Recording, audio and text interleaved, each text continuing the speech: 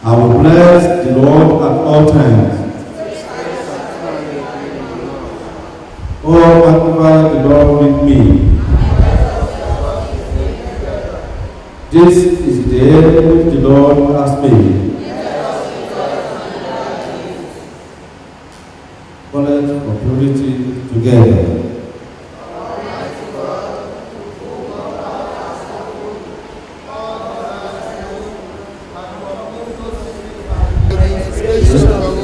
That we may perfectly love you and worthily magnify your holy name through Christ our Lord.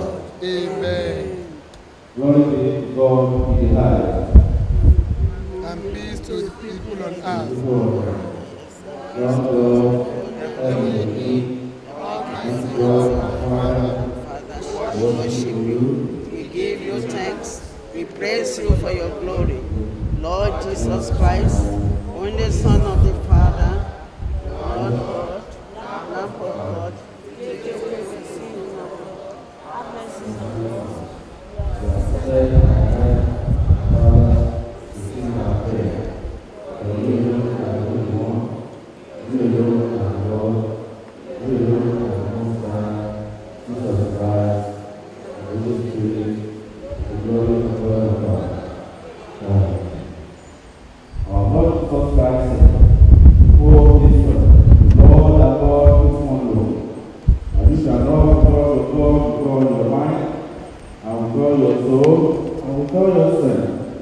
This is the fourth commandment, and the second is like this: you shall not go neighbor as God. There is no other commandment greater than this. Of these two commandments and all the law and the prophets.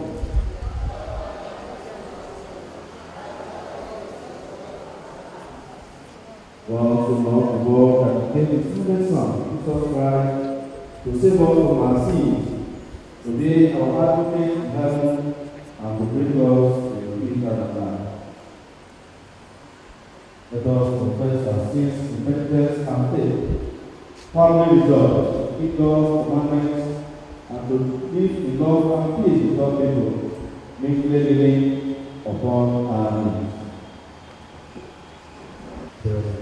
Láti ẹsẹ̀ ìkẹfà. Ìwé wòlíì Àìsáyà orí kẹẹ̀ẹ́dọ́gbọ̀n bẹ̀rẹ̀ láti ẹsẹ̀ ìkẹfà. Àti ní òkè ńlá yìí, Olúwa àwọn ọmọ ogun yóò ṣe àsè ohun àbọ́pa fún gbogbo orílẹ̀-èdè, àsè ọtí wáìnì lórí gẹ̀dẹ̀gẹ̀dẹ̀, tí ohun àbọ́pa tí ó kún fún ọ̀rá, tí ọtí wáìnì tí ó tòrò lórí gẹ̀dẹ̀gẹ̀dẹ̀. Ní òkè ńlá yìí ni ó sì pa ìbòjú tí ó bo gbogbo ènìyàn lójú oorun, àti ìbòjú tí a nà bo gbogbo orílẹ̀-èdè. Òun ó gbé ikú mì láéláé. Olúwa Jèhófà yóò lo omijé nù kúrò lójú gbogbo ènìyàn, yóò sì mú ẹ̀gàn ènìyàn rẹ̀ kúrò ní gbogbo ayé, nítorí Olúwa ti wí. A ó sì sọ lọ́jọ́ náà pé, wò ó, Ọlọ́run wa ni èyí, àwa sì ti dúró dè é, òun ó sì gbà wá là. Olúwa ni èyí, àwa sì ti dúró dè é, àwa yóò máa yọ̀, inú wa yóò sì máa dùn nínú ìgbàlà rẹ̀. Èyí ni ọ̀rọ̀ Ọlọ́run. Ẹ̀yin wà nínú ẹ̀ṣẹ̀ yìí síbẹ̀. Ǹjẹ́ àwọn pẹ̀lú tó sùn nínú Kristi ṣègbé? Bí ó bá ṣe pé ní kíkẹ́ ayé yìí nìkan yàwá nírètí nínú Kristi, àwa já sí òtòṣì jùlọ nínú gbogbo ènìyàn. Èyí ni ọ̀rọ̀ Olúwa. A ó kọrin.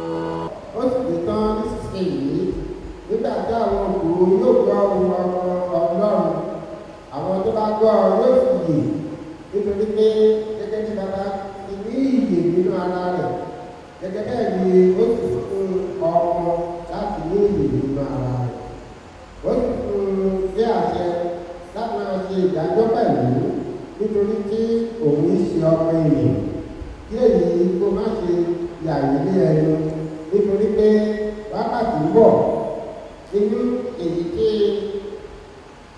gbogbo àwọn tó wà ní ìsàwùrú yóò gbọ́ ohùn rẹ̀ wọ́n sì jáde wá àwọn tó ṣe rere sí àjíǹde yìí àwọn tó ṣe búburú sí àjíǹde ìdájọ́ èyí ní ìrere Kristi ẹsẹ̀ kẹta ohun tó ń fọ́.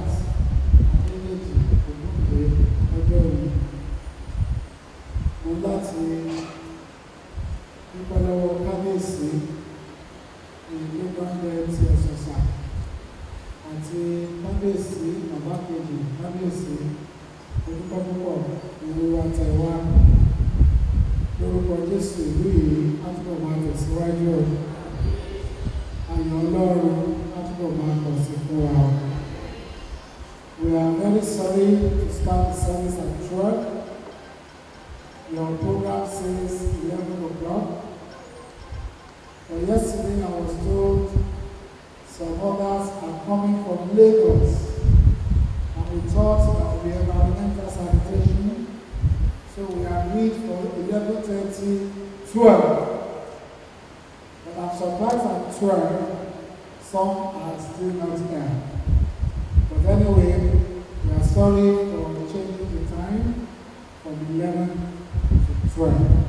Praise the Lord. I want to appreciate the children of Papa for the Ogun Living History Museum. Nígbà àwọn ọmọ tí ń ṣe ọmọ bẹ́ẹ̀ ṣe ṣe ní bàbá àwọn ọmọ tó máa ṣẹlẹ̀ tí lórúkọ Jésù kò nípa àwọn ọmọ rẹ̀. I was trying to sing two of Papa's songs which I like, and I think I will try. If you know it, you will sing with me. I've been rehearsing it in the last 2 weeks, and I want to sing it.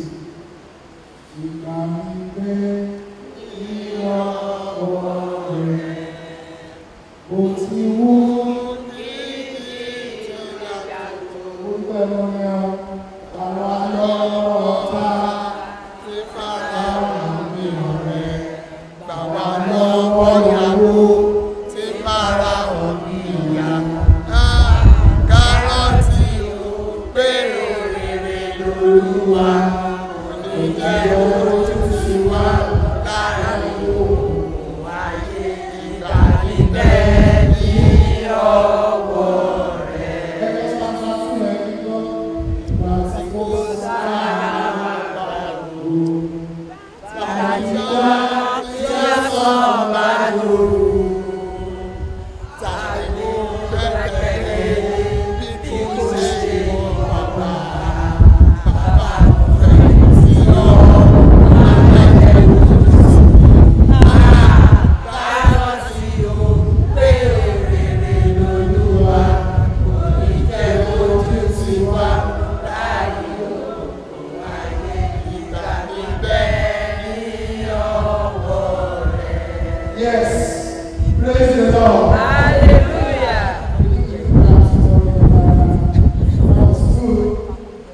ìkejì tí mo rí tí mo láì. Wọ́n ní ó yá ilé o, gbégbé ìgbésòkò àbí? Òkùnkùn ó yá.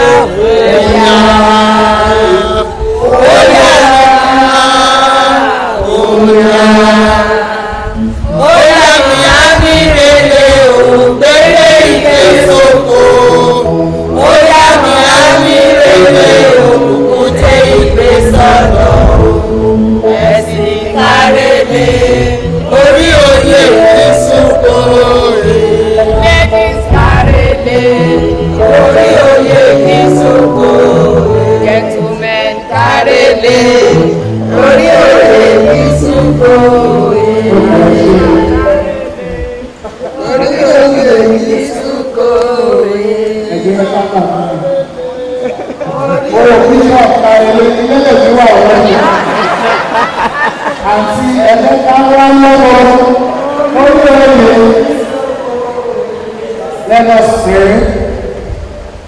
Thank you, our Father, for this opportunity. Our Father,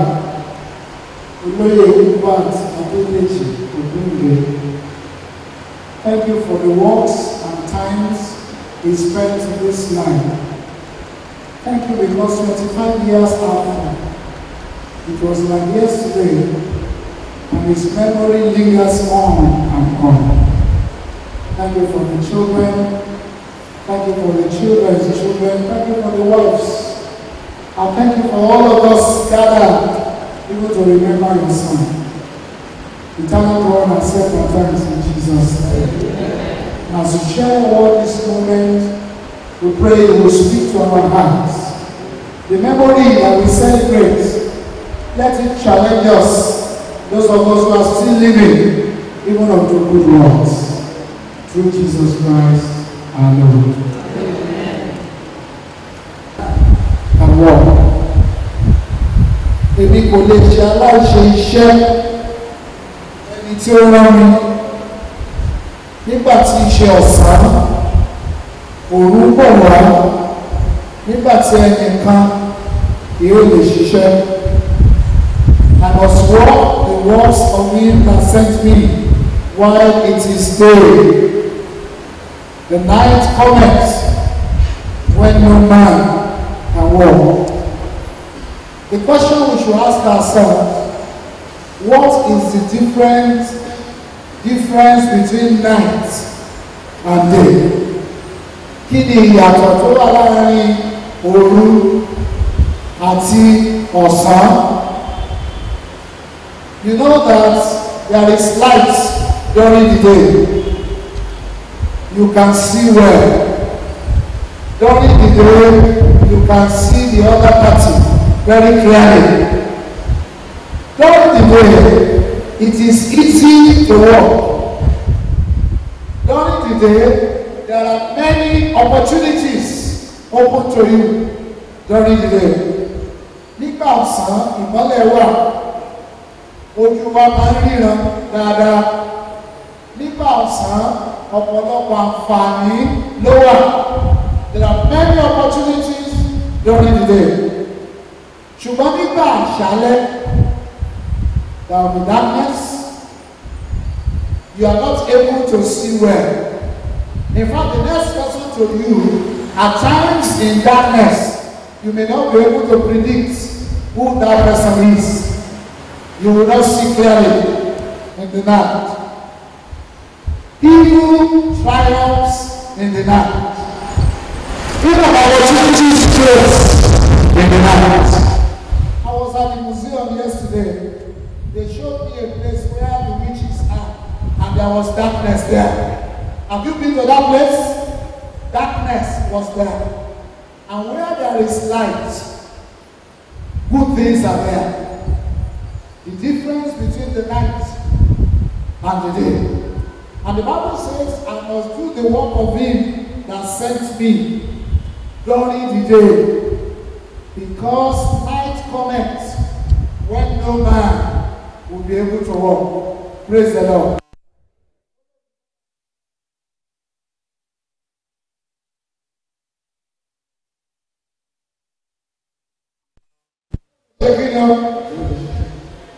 If we correlate it to our lives, our days are our youthful days. When we have strength, when we can think well, when we have good faculty, when we are teachable, when we have dreams, and I want to add, when we have the financial muscle to work for God. And a lè fi ìgbà ọ̀sán, a lè fi wé ìgbà ayé wa nígbà tá a jẹ́ ọmọdé, tá a ti darúgbó, ọpọlọ wa a máa ṣiṣẹ́ dáadáa, orí wa á pé, gbogbo ẹ̀yà ara wa pàápàá á lè ṣiṣẹ́ dáadáa ju ìgbà tá a bá darúgbó lọ. Praise the Lord. Mo ní mo dẹ̀ fi kún pé nígbà tí èèyàn bá wà ní ọ̀dọ́, owó á wà lọ́wọ́ ẹ̀ láti ṣiṣẹ́ fún Ọlọ́run. Because as soon as you are becoming old, you become a pensioner. You don't have much money like when you are still working. Praise the Lord. Praise the Lord. Even our Lord Jesus Christ lived for 33 years. He walked while it was day. The Bible said he was going about doing good. He has the strength as a young person. I must walk while it is day. Night cometh when no man shall be able to walk. He walked while it was day. In fact, he died for the salvation of the world. And Acts chapter 10 verse 38, there was a testimony about Jesus. The Bible says he was going about doing good. Praise the Lord. He was going about doing good. Ṣùgbọ́n ẹnì kan wà ní Bíbélì, wọ́n pe orúkọ ọkùnrin yẹn ní Mètúsélà. Wọ́n ló gbé fún 900 years. But nothing was recorded against his name. I pray your life will not be like that. Ó kàn wáyé lásán. Mo gbàgbọ́ fún ìwọ òní wáyé lásán. Nothing against the name of Methuselah. All the Bible was able to record was that he lived so long. We never know whether it was just a useless life. But he lived for 900 years. But there was no testimony about him. I must walk the works of him that sent me while it is day. Let's look at Papa Ogunde 25 years after. Baba was the foremost leading light in his chosen career. And we can say today that he's not there, for his works, ideals, and virtues still lives after him. He was the father of contemporary Yoruba theatre. He was a playwright of great repute, an actor, musician, a theatre icon, and film producer. Even though somebody told me yesterday, maybe it was late before Baba began to do film production. Maybe he could have gotten a lot of money if he had started earlier. Oloye Ogunde was a social critic. a colossus and a nationalist who contributed greatly to the national discourse of his time. And Baba was able to expose the evils of his time. I was searching through the net and I read what someone wrote about him. And I was saying it in the house yesterday, still relevant till today. Somebody wrote in NewNigerian.com on July 8, 2013, ever since, and I want to quote that person, he said, ever since the controversial launch of Hubert Ogunde's production, Yoruba Ronu, which was banned in the Western region in 1964, the Yorubas have continually engaged or yearn for reassessment and realignment. And so, Yoruba Ronu has become variously an exhortation, an indictment of self, a voice that comes and goes, but that cannot completely be put down or ignored. Hello? Bàbá ṣe eré kan wọ́n sọ pé Yorùbá ronú láti 1964. Ṣé Yorùbá ṣì ronú náà? Dá mi lóhùn. Ìjà tẹ̀ ronú náà. Up to today, what that man said years ago is still very relevant. Ẹ̀dá politics sílẹ̀, ọba Yorùbá lábọ́ máa bára wa jà. Àbí? Kọ́ba máa jólé, àwọn àlàmà máa jólé ara wa. Ṣé Yorùbá ti ronú ṣá? Ẹ̀dá mi ló ń nà. Up till now, that man, I don't know the writer, he didn't put his name there. He said, since 1964, Yorubas are yet to think as proposed by Baba Ogunde. 25 years, the man has left us, he has left. But what he said so many years back is still very relevant. Praise the Lord. Do you know that the memories of Papa Ogunde still lingers 25 years after he has passed on? And I want us in this brief sermon, I want us to learn some lessons which I think I have learned by trying to study his life. The first one is originality. Hello? Papa Ogunde is an original man. What did I call him? Original man. You know, the theater and everything we watch today, there are a lot of copycats. No more original things. We copy one film to the other and we polish it.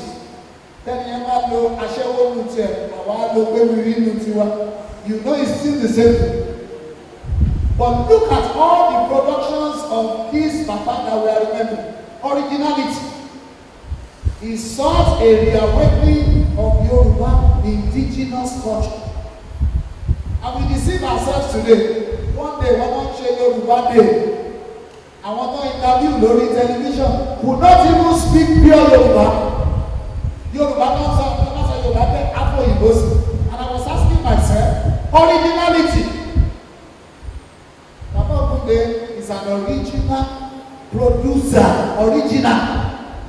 Tọ́ba bẹ́ẹ̀ sọ Yorùbá, kí ló máa sọ? Pure. Original. He displays Yoruba original culture and traditions. It's not what we see today. He uses Yoruba peculiar tones, language, and actions. Yoruba dressing. Yoruba proper dressing. Do you still dress as Yoruba women? It is me that will say something, not you. Praise the Lord. Yoruba original man is the man we are remembering. Provided cultural education for the masses. And I'm not surprised, one professor, Ijebu, wrote a book about Baba. And she was really emphasizing all what the life of this man has passed to all of us. The second thing I like in his message, the works of Baba Ogunde were prophetic and meaningful. Wọ́n sọ̀rọ̀ nípa ọjọ́ ọ̀la, wọ́n sọ̀rọ̀ nípa àwọn ọmọ tí ó tiẹ̀ tí ì ṣẹlẹ̀, màá rán yín tẹ́lẹ̀ tí ẹyọ kan, wọ́n kọ orin kan, ṣé 1986 ni, wọ́n ní ìgbà tó dé là ń lò, àbí ṣé ẹ rántí orin yẹn? Ìgbà tó dé là ń lò, àti ṣe àlè kọrin yẹn fún mi, ìgbà tó dé, ó yẹ. Ẹ jẹ́ kẹ́kẹ́ lọ́wọ́ tí mo fẹ́, ẹni sùúrù, praise the Lord.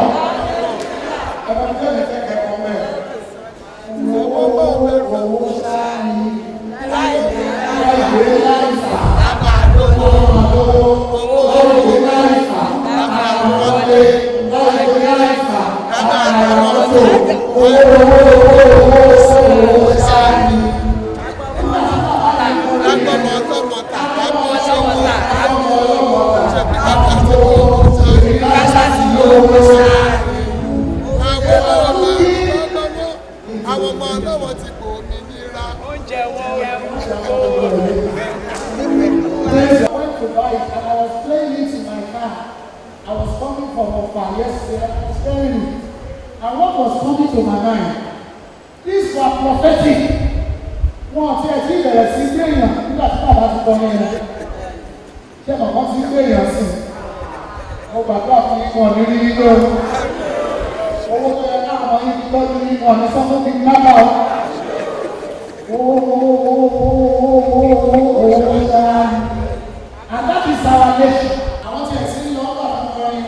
We are seeing the future. Wọ́n wọ bàbá lára bọ̀. Èèyàn kọ́lé kò ní iṣẹ́ o, kò dáná o, ó kàn sọ ojú ilẹ̀ o, ó lè kọ́lé, gbogbo wa lè gba aṣọ bọ̀tọ̀ síbẹ̀, kí lálọ́ ṣe?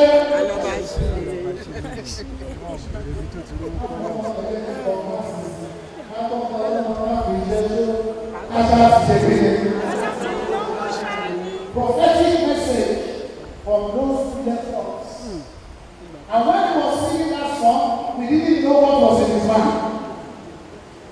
Wọ́n ní àwọn ẹ̀rẹ́ pàdé alójẹ́gbẹ́rẹ́ alópọ̀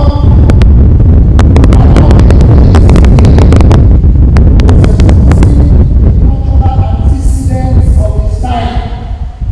Ibi kan wà fẹ́ ti fẹ́ràn náà àwọn obìnrin máa ń bí nígbà ọbẹ̀rẹ̀ wọ́n ní ayáwó ẹ̀rọ ọmọ àbílẹ̀ ìkọ́ ni ó wà bẹ́ẹ̀ ó ní kò sẹ́ni tó bá ṣiṣẹ́ mọ́.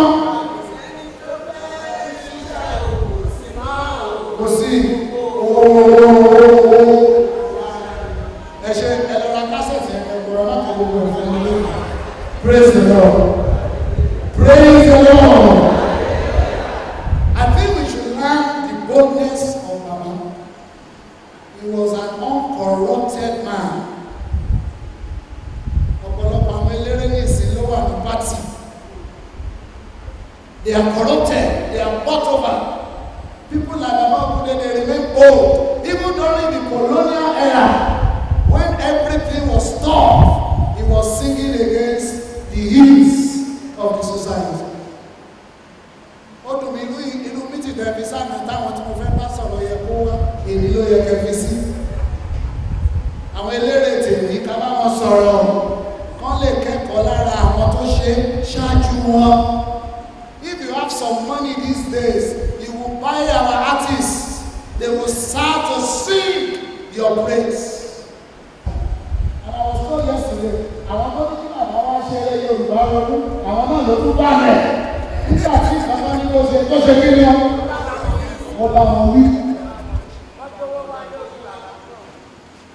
Ó ní wọ́n wá ṣe.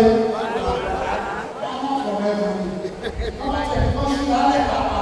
Somebody said, àkàrà bí wọ́n ní in as much as you can pay for it. Madness. Ó ní òun lè rí ní òwò, obìnrin kìí lọ. Ó lọ́wọ́ lè jáde ní òwò, ó ní jẹ́ láti lè ṣe kí ní ọjọ́ láti lè fún lówó. The artists of those days, they were light to the ills of the society. And we cannot compare them with what we see today. Because it's all land in the canal, and they use the same style. Let me come back to there are no new innovations again, like the men of old. They were not money conscious, but they were out to teach the community. Thank God his works are now produced in modern day cassettes. And I want to challenge the children. Don't let the memory of Baba die. Kept zero. All the films, all the music, produce them in modern day way and let people see it. Hello? Produce them in modern day, and let people see it. Let people hear it. That's what we are worried about. Now we become of law. Our community is our gidi. The asset. Only over asset. It has no meaning. No meaning. Just what I said, Jerry. The young ones are here. Somebody need a cassette. The only thing is that over asset. What are you doing here? What are you getting there?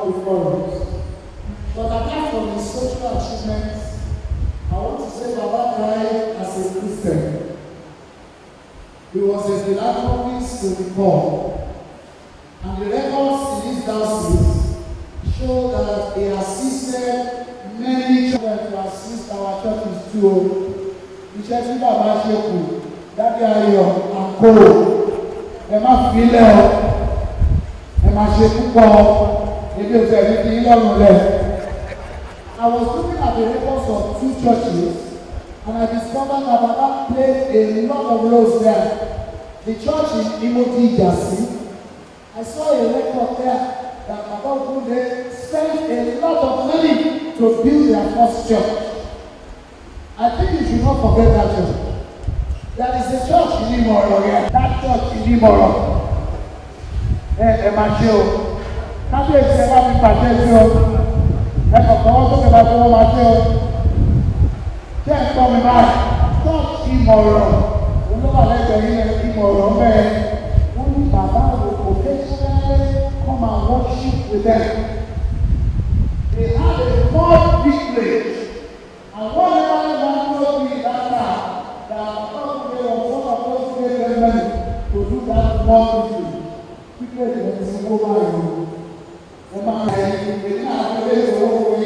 All of us are going to build it in His memory. That year,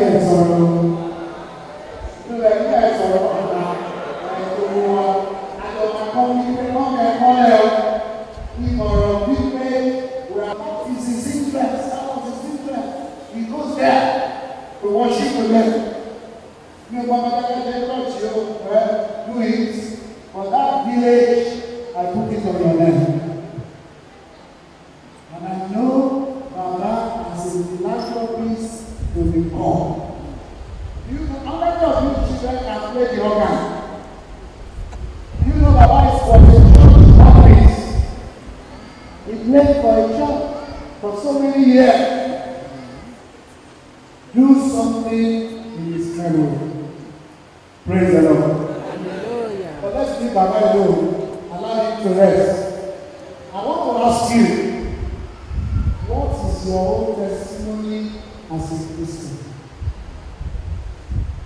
Kí làwọn èèyàn lè jẹ́ nípa ìwọ fúnra rẹ tó gbọ́ mi láàárọ̀ yìí? What can people testify about you as a Christian? What can people say